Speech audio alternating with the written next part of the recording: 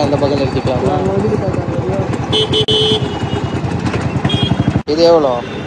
100 ரூபாய்னா 2 கையில சுத்தணும்னா.